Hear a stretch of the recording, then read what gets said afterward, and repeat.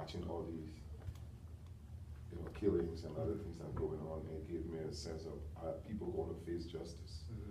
Are they going to have the day, even, and for me, justice goes before mercy, according to the text. So if everyone is treated equally, and you go before the law, even if you're wrong for doing, or you can be forgiven, or mercy can be meted out to you once you know that something has happened. And for me, I know, and the Bible is clear in you do equal justice. Justice, you can't oppress people, one group of people, and leave the other out. You must do it. And don't look at the disadvantage. So everything here that Jesus talked about and linking to the text has to do mainly with disadvantaged people, marginalized, people with marginalized. So don't oppress people because they don't have money, or because they're poor, or they don't have a voice. Okay? Or because they're disadvantaged, they're disabled, or they have some problem. They have compassion. Because even if someone commits a crime and they're not able to bear the pains and everything, and there's some sort of solitude or forgiveness and quest for forgiveness, that's when compassion comes in, mercy. You can have mercy also. I think you hit it right on the head, and understanding just God's heart for the disenfranchised or the marginalized, talking about widows and how, especially in that context, widows didn't really have any sort of protection. Like if they didn't have a man or didn't have a husband, then they're basically left up to judges or leaders. No father, no mother. So what's so interesting is that this passage itself is that you see the opposite reversal. You see this persistent widow who is like, look, even though I am disenfranchised, like, I know what God has given me. I know that God has given me his ability and given me a means to provide for myself. And so just through persistence, she's able to wear down this judge.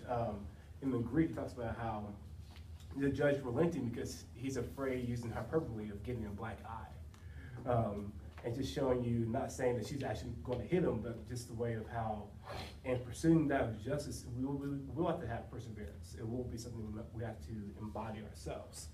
So in light of all that, if you guys haven't taken the time, the last page of our handout, we're actually recreating the story in our own context. So it'll take about 2-3 minutes. You can use the stuff that I provided or recreate it however you want. So, and then we'll discuss, let some people read theirs at the end, and we'll be done.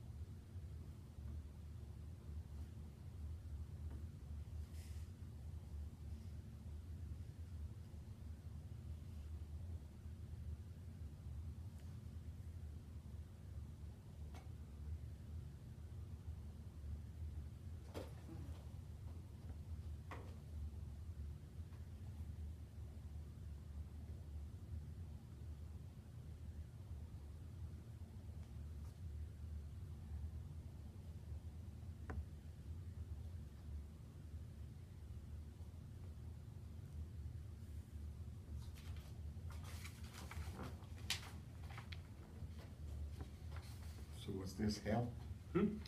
Was he helping her? Well, we'll discuss at the end. Okay.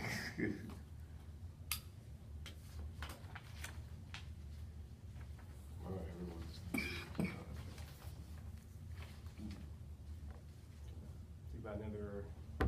10, 15 seconds, and then we're ready.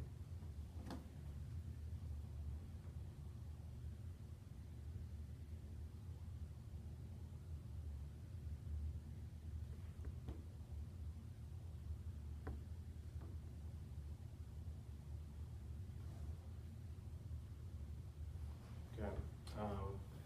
Would anybody like to share their story? There's no wrong answer, but you created it, so there's no wrong answer. Sure. Okay, go ahead, Paul. Then Jesus told his disciples a story to remind them to never give up and always remember to pray. In a certain city, there was a landlord who did not respect anyone, not even God. Also in this city, there was a tenant who constantly pleaded with the landlord to help them acquire the justice they needed to survive. For a time, the landlord refused, but eventually decided to help the tenant so as to stop the tenant from bothering them. Then said to his disciples, will God not provide the children of God justice unexpectedly? Therefore, when the Son of Man comes, will he find faith on the earth? Now, was I supposed to change the wording? No. Oh, That's okay. good. That's good. So, in reading that in light of your own creation, what do you think of? Like, how was that experience for you? Me personal experience or?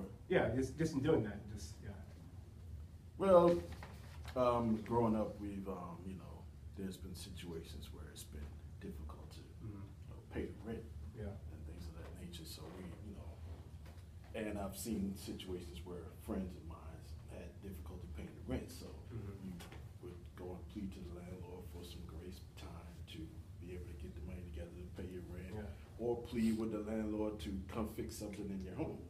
And sometimes, just like the judge, they were like, we'll get there when we get there. We'll get there when we get there.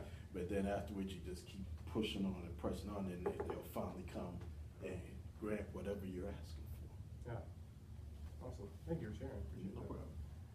Anybody else? You ready to leave because you said time was Oh, out. sorry. Did you want to share some, or you don't have to? That's up to you. I go on. Okay, go ahead then. Okay, I think for me, I like to be very clear, I'm involved in this, and because of this, it catches me. And from experience, I know churches in my social location, how they behave. And in my social location, you don't exclude, it's difficult to exclude churches from, how you call them, politicians. For me, everyone in the same bunch. Yeah. So I use the word church. Jesus told the story to remind them, to remind me, to remind anyone who in the category, that we should not disrespect people. And for instance, for this widow or this impoverished person or orphan who constantly pleaded for judge, with the judge, with the politician, to help them or to help her get justice. For a time, he or she refused. Okay, but eventually decided to help her. Now, from my vantage point, the issue of help is not the word for me here. Okay. Because help, then it means that you're at my mercy. When I give justice, I'm at mercy. So I would say to give, to instead of helping, I say to give her her right, her rights, as a person. Okay, and so as a impoverished person, she should not be disadvantaged or just put on the side, marginalized because of her. So they would, so as to stop the widow from bothering her. And this personally means that even us who in the church, even us, if I'm in a school that someone else can't enter this school because it's considered prestigious, and I have opportunities, I see someone else in another school, I kind of put you aside. It cuts across the line. Jesus, I agree, was talking to the church. The parable was to the church, but he was teaching his disciples and teaching us a lesson. We should be careful how we treat other people. Yeah. We should be able. We should not take someone over. In our churches, if you're the pastor, somebody, you got two persons there. One person giving you an envelope. Oh, pastor, you preach a good sermon. Yeah, it's a little gift. You got someone who can give you the envelope. But something transpires at either level, you tend to listen to the person and downplay the other person. So that's how I see that. I think we should change. Thank you. Yeah. I think you're right in that, and just understanding of how it wasn't just so much health, but that of rights, of how we all have rights, because we all are made in the image of God. Image of God, yeah, that's from the perspective. Definitely agree with that. So thank you all so much for that. Just got some final conclusion remarks and we'll be done.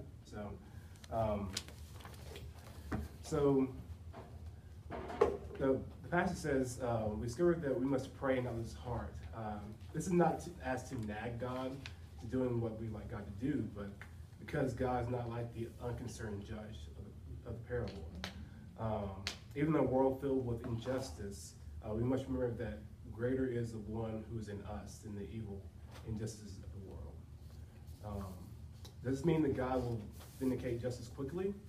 The actual translation of this should probably be more instead of quickly, but suddenly or unexpectedly, being in a way that, in ways that we think we're petitioning God to do something to right injustice, it may happen unexpectedly, not so much quickly. But when the Son of Man comes, will he find faith on earth? This is a question Jesus posed to all who claim to be followers of Christ, not just disciples. Are we tending to widows or the least of these in our society?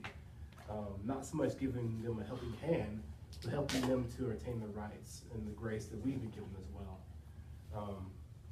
And did the widow just pray? No. She undoubtedly probably did pray, but in her situation, she also knew that she had to take responsibility and agency and to take ownership. And therefore, that's what led her to that persistence. So in knowing all that, we know that as followers of Christ, we have the ability to partner with God in establishing God's reign on earth. And we must know that, we must harness that, we must believe that. Of that, you may be wondering why I flipped it upside down.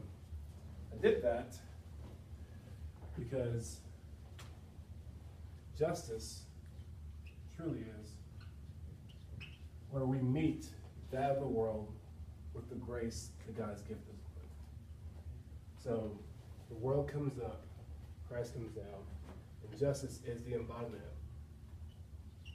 of Jesus. So with that, let's pray. Holy God, thank you so much for this time. Thank you for those willing to participate.